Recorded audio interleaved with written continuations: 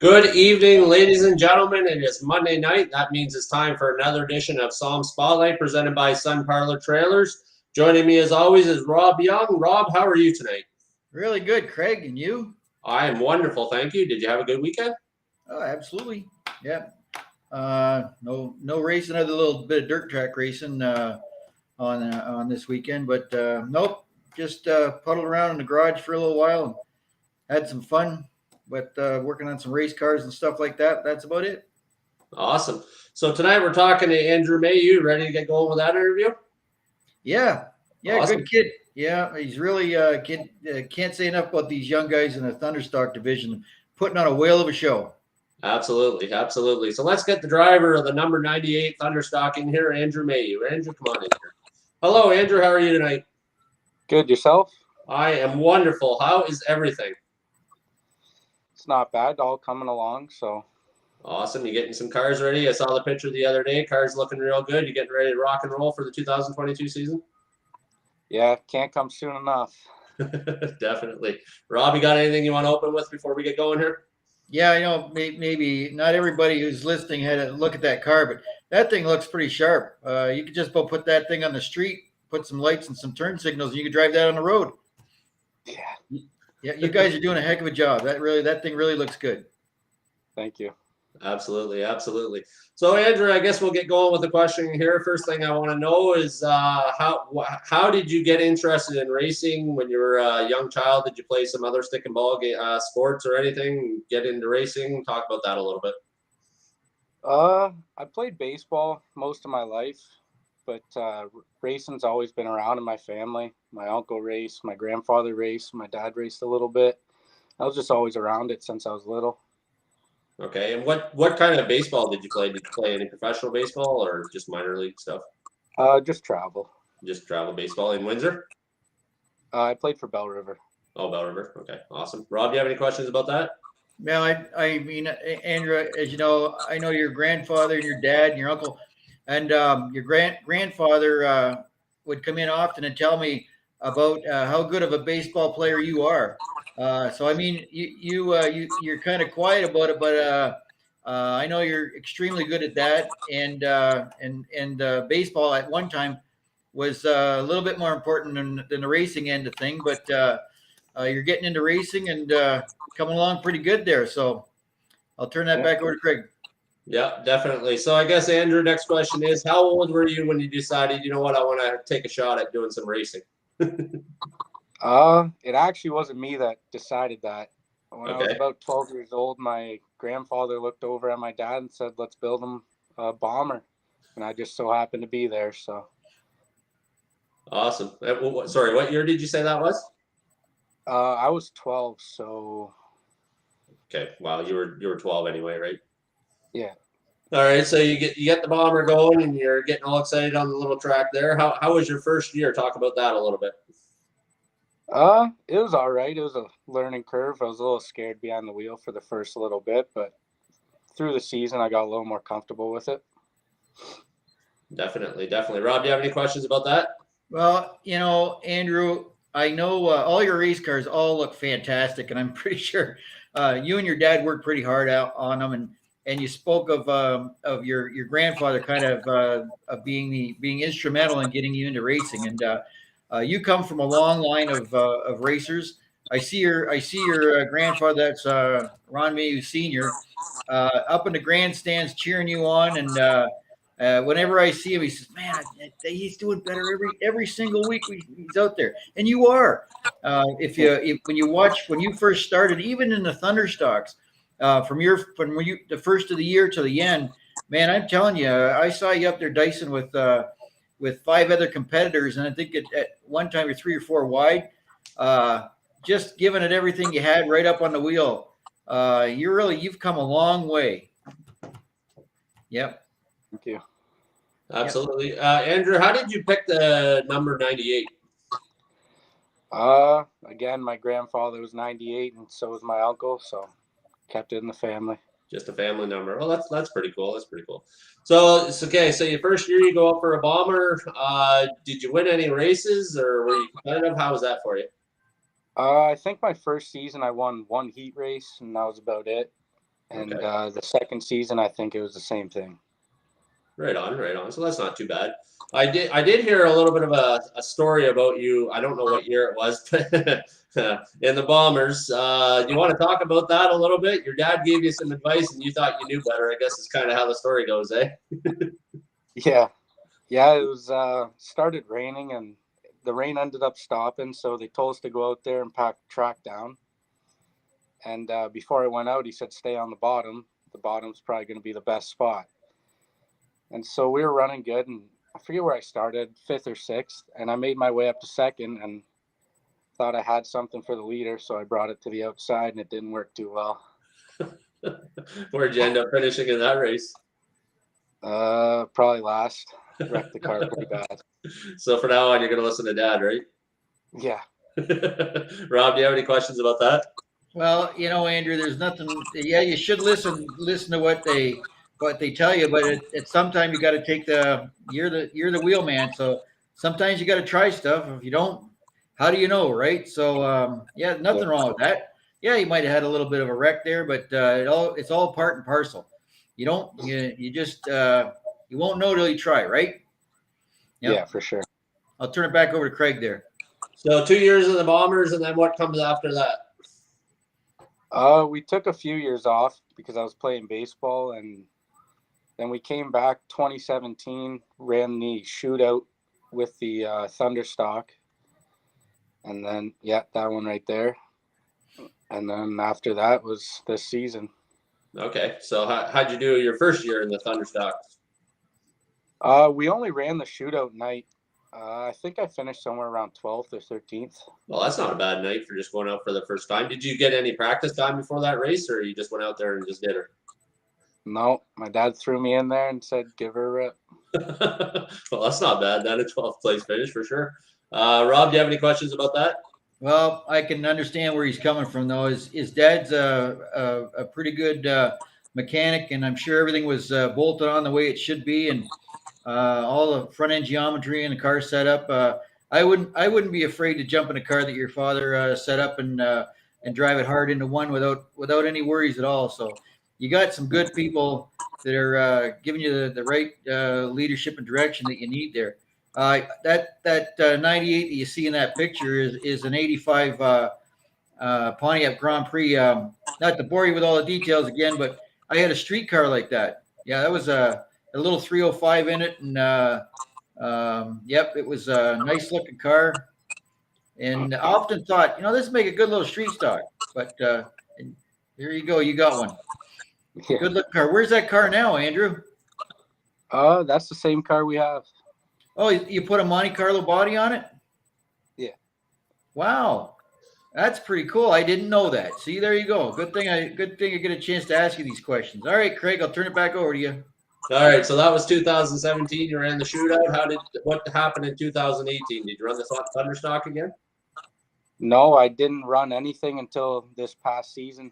Okay. So what did you do during the COVID shutdown and stuff? Like, were you still making? Did you do any iRacing? Were you still into the racing, or you were just kind of putting around with this and that?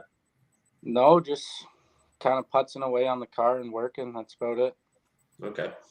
So then 2021 rolls around. We got a new track configuration. You're ready to rock and roll. Talk about your first season a little bit in the Thunderstock on the new configuration. It was definitely a learning curve. It's fun, fast. Okay. Rob, do you have any questions about that? Well, that the top picture there is your grandfather. That's Ron Mailloux Sr. And correct me if I'm wrong, Andrew, but I think that was a Dodge Duster. Wasn't that a Chrysler kit car by chance? I'm honestly not too sure about that. I'm pretty sure it was. I'm sure I'll get, if I'm wrong, I'll get corrected on. But your grandfather was a heck of a race car driver. I watched him as a kid, and whenever before you even started racing, and I was running on at the old Buxton, he gave me a couple of tips, and one of them was the way the D was shaped. He said, if you're in the lead, if you drive the car in hard into turn 3 and it drifts up, just turn it at the top of turn 4 and point it straight down the straightaway. I don't know if he ever told you this, but if you ever did, I mean, we don't have the track anymore, but you could make a drag strip out of it and just drive that car straight down into turn one. And it's actually a fast way around if you don't have to race with anybody else, or was a fast way. But I can see the paint scheme there looking the same. I'm sure Craig's going to ask you about that, but that's a throwback to your grandfather, I'm sure. But I'll turn it back over to Craig, and don't want to get off the agenda here. Yeah. So is that it? Like, talk about that throwback. How did you decide to have that paint scheme, and talk about that a little bit, if you can? Well, he's got all these like model figures of all of his old cars, right? And me and my dad were taking a look at them, and we thought it'd be a pretty cool idea since he's the one that got me into it. Okay, well that's pretty cool. Do you know what year that's from? What year that paint scheme's from? 1978, I believe. Oh, really? That's that's really cool. That's awesome. So the paint scheme for this year, is it going to be another throwback, or are you going with something different this year?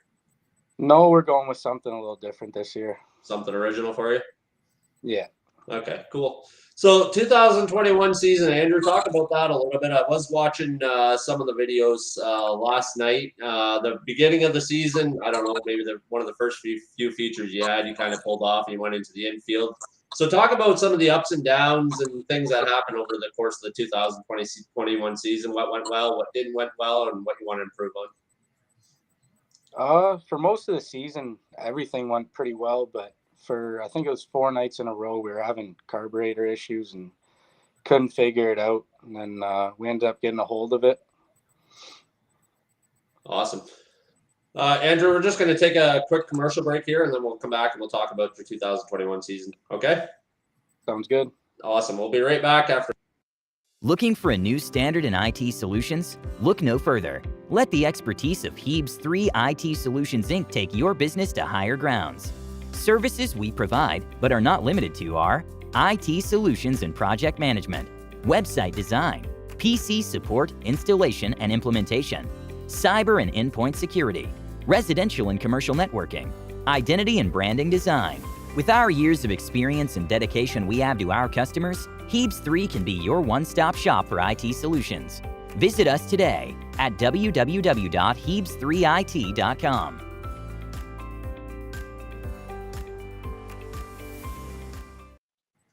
Welcome back to SOMSpotlight, presented by Sun Parlor Trailers, talking to Thunderstock driver Andrew Mailloux. So, Andrew, before we went to commercial break, we were just going into your 2021 season.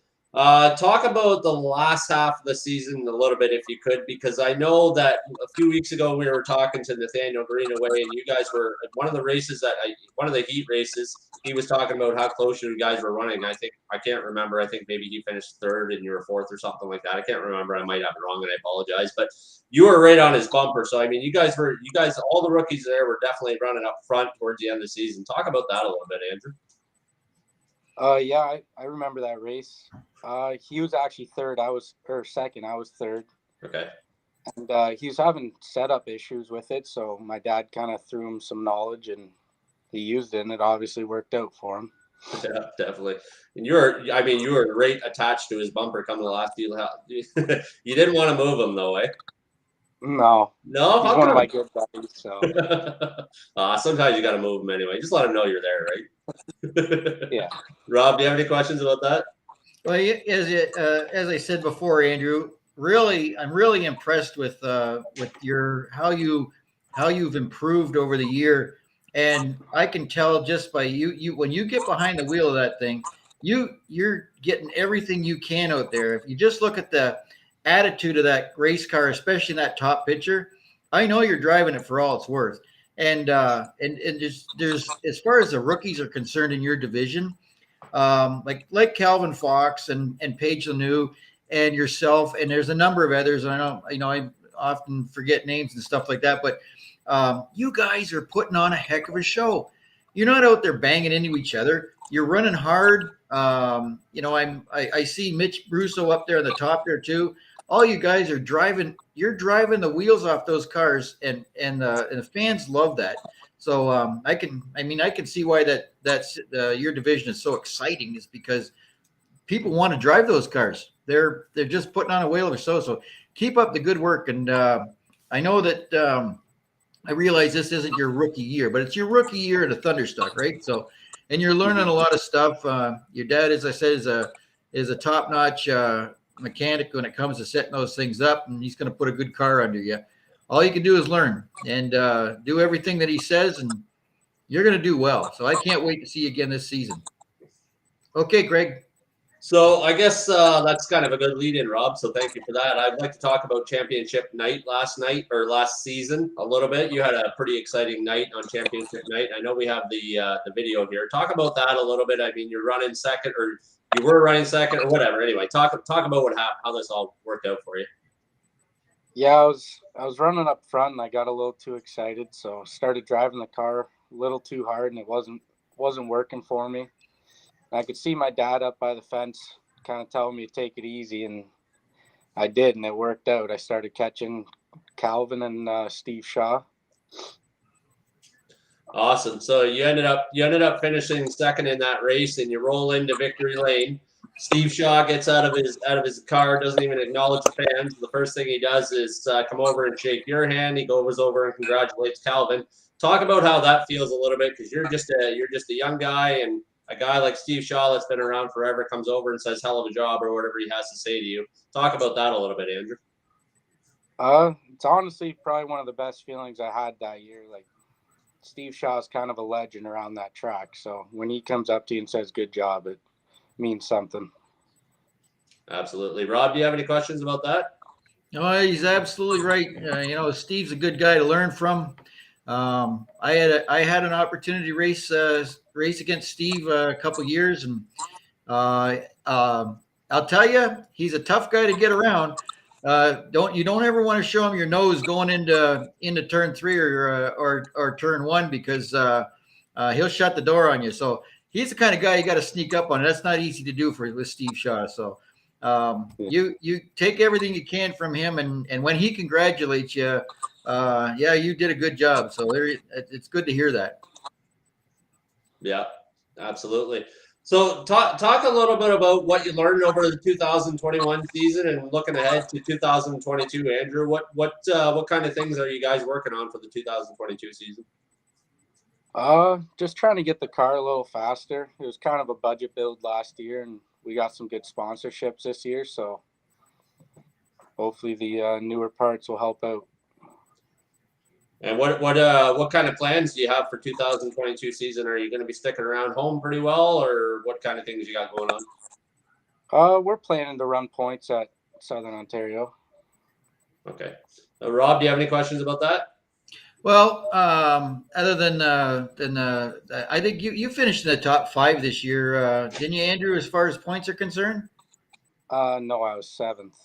7th? Oh, that's close enough. Hey, if you can finish 7th and there's like 40 some odd cars out there, that's a top 5 as far as I'm concerned. So, but I don't want to get off of Craig's agenda here, but I always want to know, and so do the fans, what does Andrew do through the week when he's not racing? What do you do for a living?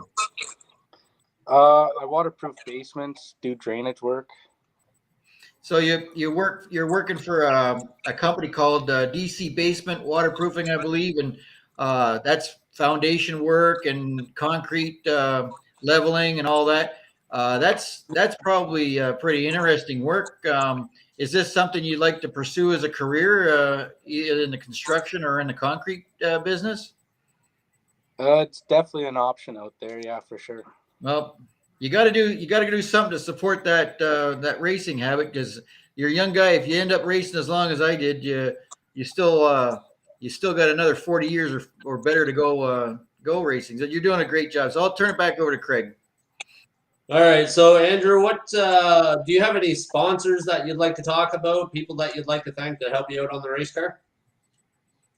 I'd like to thank all the sponsors out there, but I'd definitely like to thank Dave, our crew chief.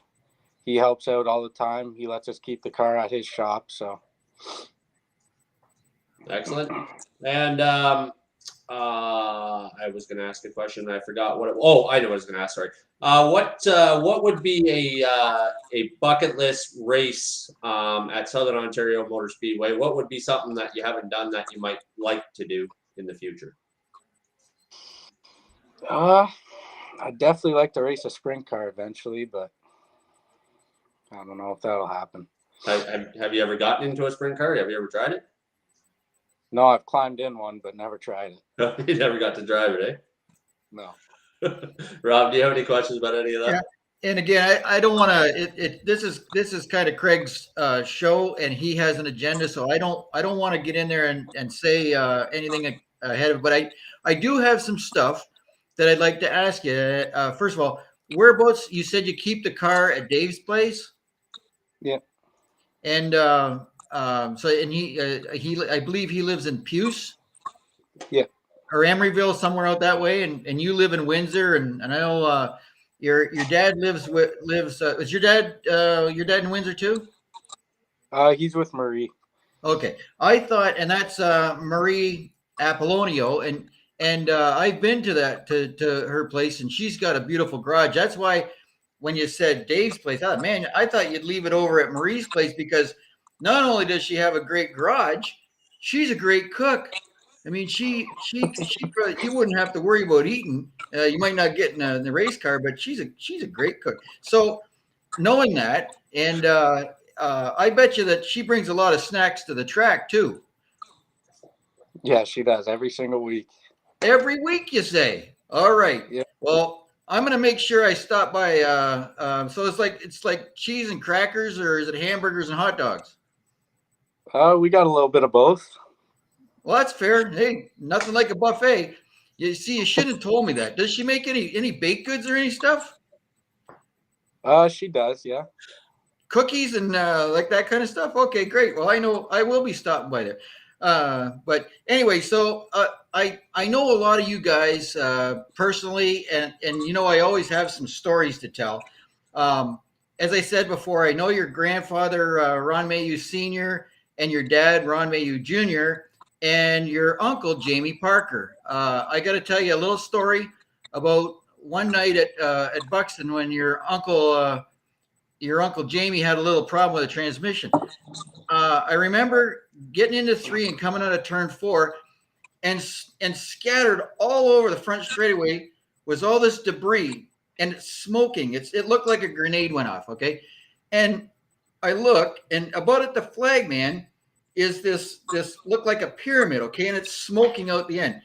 Well, what it was is the transmission exploded, and the tailstock standing straight up with smoke coming out of it, and all the bits and pieces, all the input shaft and all the gears are laying everywhere, and it looked like going through a minefield. And you could just imagine.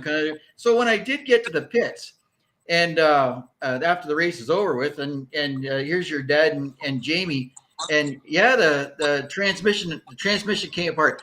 And this is probably one time that your father forgot to do something. You know what I'm going to tell you? Did he ever tell you this story? No, I've never heard it.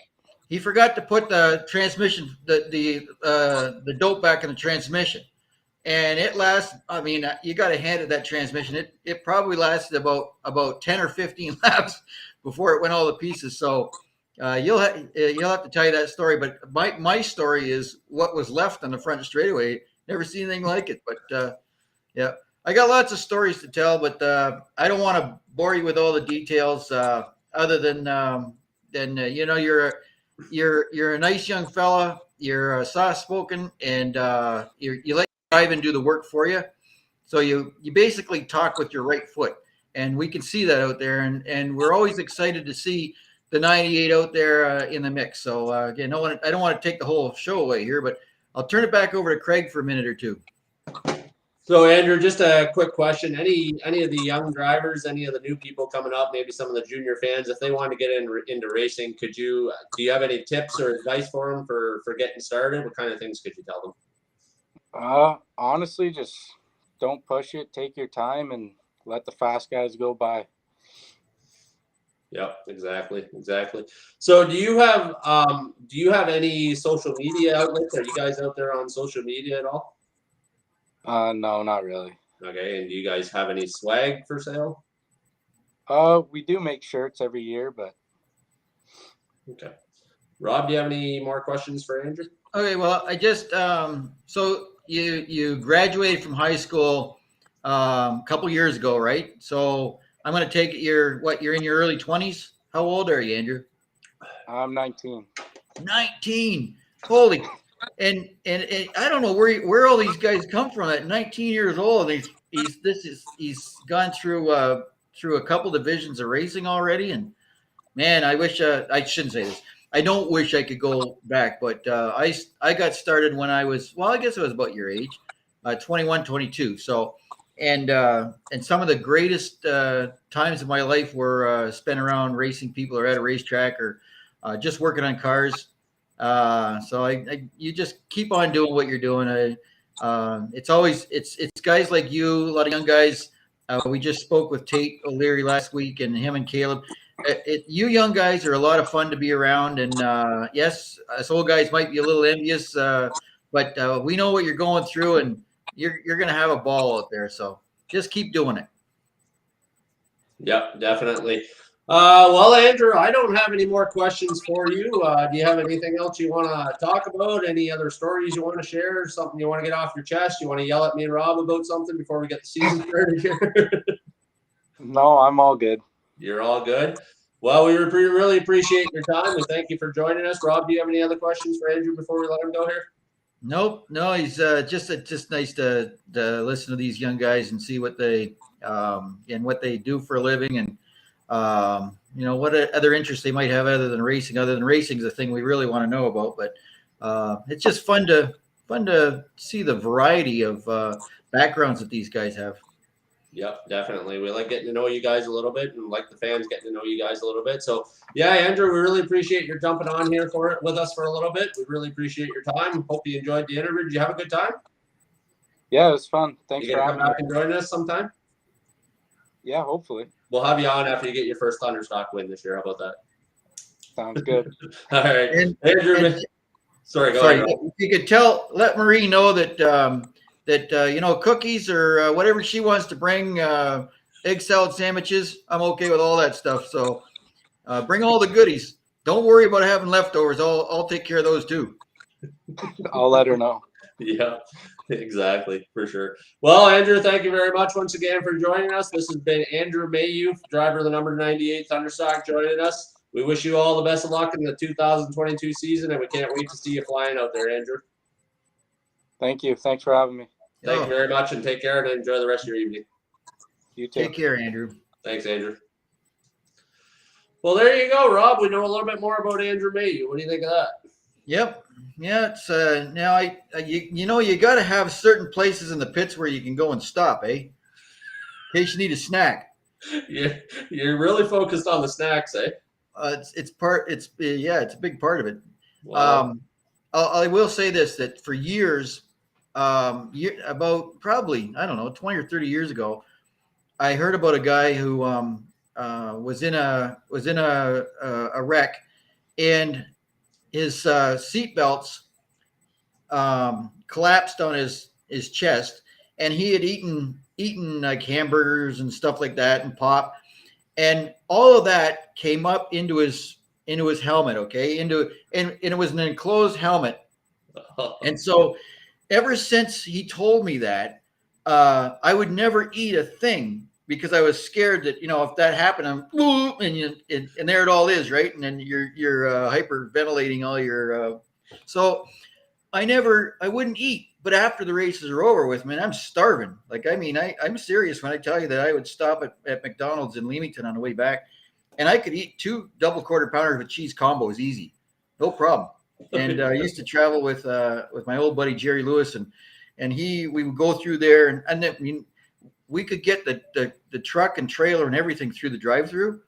Might hit the curb a little bit, but and sometimes there's a whole parade of us. So we come through there and we get something to eat, and he'd have the bag sitting in his lap, and you just keep handing me stuff. I was starving, but that's why I wouldn't do it. So now that I don't have to worry about getting in the car and having that happen, I snack regularly. They say you're supposed to, if you want to stay thin and trim and fit like I am, you just got to eat small meals, So like, that's why you got to have a few cookies and a few sandwiches and all that other stuff. So it's good to know people in the pits that have food. Yep, absolutely. Now, Facebook user telling me they want me to ask you about mini eggs. Is there a mini egg stories that I need to know about? That's got to be coming from the Morneau clan somewhere. They used to have a Daytona 500 party every year, and other than the last couple of years with the COVID thing, but you're supposed to bring snacks. So one year, instead of making something or cookies or whatever, I brought a couple of bags of these mini eggs, okay, and it was a hit. So and they're not cheap. You gotta save up for that kind of stuff. But yeah, I love those little the Cadbury. You can get great big bags of them things, and yeah, I'd bring them, and so I was the hit of the party when I brought them things in there. But speaking of snacks, I'll tell you, if you ever want to have a lot of good food, get invited to one of Morneau's parties. Holy smokes! Yep, yeah, you want to save up for a week on that one. All right. Well, I'm going to make sure I befriend him anyway. That's for sure. All right, Rob. Are you all out of stories? You got anything else you want to talk about? You don't. If you were willing to listen to me for the rest of the night, I could tell you stories all night long. But it just bore everybody. They all go to sleep anyway. So, well, we'll leave it at that. And we got some good things coming up here for Southern Ontario Motor Speedway. I'm really, the Ontario, I'm trying to think of the Ontario Late Model Series, Mike Herniak and Mark Hall are involved in. I think that's going to be a really good show. They've got two shows coming up this summer. Yep. It's a little different kind of racing. They qualify and then they run longer races. And these guys are, they're in radio communication with each other, two-way radios and whatnot. So I think it's gonna add something really different to our speedway. It's kind of like when the ARCA cars ran on the dirt. I'm looking forward to that, and we've got this meeting coming up where we're gonna discuss a lot of the stuff with drivers on the 27th of March. So I'm looking forward to all that stuff. Yep, absolutely. I think it's going to be a great season this season. For sure. So, yes, this has been SOMSpotlight presented by Sun Parlor Trailers. Don't forget to check us out on YouTube, SOMSpotlight. Also go on Facebook and get into the Southern Ontario Motor Speedway Fan Zone Facebook group. Thank you very much ladies and gentlemen, for joining us each and every Monday night. We had a great conversation with Andrew Mailloux. Next week, we'll be talking to late model modified 00 driver Jim Dale Jr. So he'll be jumping on here with us next week. We'll have lots of stories to talk about with him. Thank you very much, Rob, for joining us as always. You're going to come and talk to Jimmy next week with us? Oh yeah, if you'll have me on. Yep, I got a funny. Of course, I have a funny story to tell about Jimmy, but I'll tell you next week. All right, we'll look forward to it. Thank you very much, Rob, for joining us as always. Thank you very much, ladies and gentlemen, for joining us. We will talk to you next Monday at 7 o'clock. SOMSpotlight presented by Sun Parlor Trailers. Thank you very much. Goodbye, everybody. Good night, everybody.